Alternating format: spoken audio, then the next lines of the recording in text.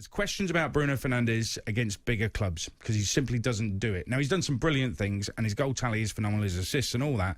But against the bigger clubs, Man United don't score, which means Bruno isn't turning up because he makes goals happen. Whether he scores them or makes them, he makes goals happen. And they just do not score against those big sides, Manchester United.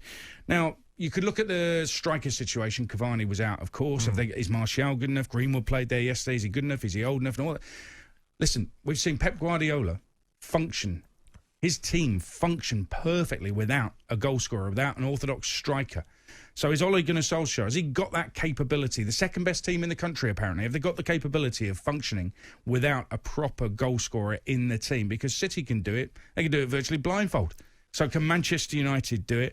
I think there's another thing to say as well. I think they do struggle for goals, and that's so un-Man United. You remember the Man United teams from the past. Man United are all about getting forward, scoring goals. Ole should know all this. Now, you might look at it and say, well, they've scored a lot of goals. They're the top scorers in the Premier League, 53 goals. But you take out the 9 against Southampton, which is a freak result. Well, maybe not for Southampton under Hasenhüttl, but you know what I mean. And all of a sudden, it doesn't look so great. So I just look at those nils next to their name in those big games, and it's so un-Manchester United, isn't it? Well, after losing to Spurs early in the season, that might have hurt them a little bit. You know, lost 6-1 at Old Trafford, and maybe the bigger games they're going to a different way. I mean, Ole Gunnar Solskjaer might say, "Look, let's sit off. Let's be hard to beat. Let's make sure our midfield," because he does go with Fred and McTominay a lot in the bigger games, a good holding midfielders. And he might change his tactics, Aid. So, you know, and just want to stay in the game. Because, you know, Chelsea had their little spell at 15, 20 minutes in the first half and, you know, defended well, Maguire at the back. We know the fullbacks try and get forward now. You know, you can't... Wan-Bissaka tries and gets forward as much as he can on that right-hand side, and Luke Shaw's had a great season as well. And I just think, you know, I think Roy Keane summed it up. You know, this is Manchester United. They do need to go out and beat these top sides. If you're going to try and compete with Manchester City going forward, you know, you need to show that a little bit of ruthlessness, especially away from home.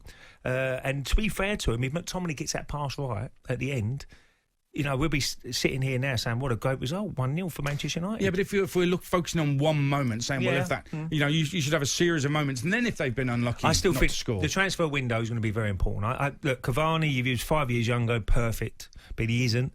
They've tried Rashford up there. I think he's more dangerous off the left-hand side. You can see that he brings more to the...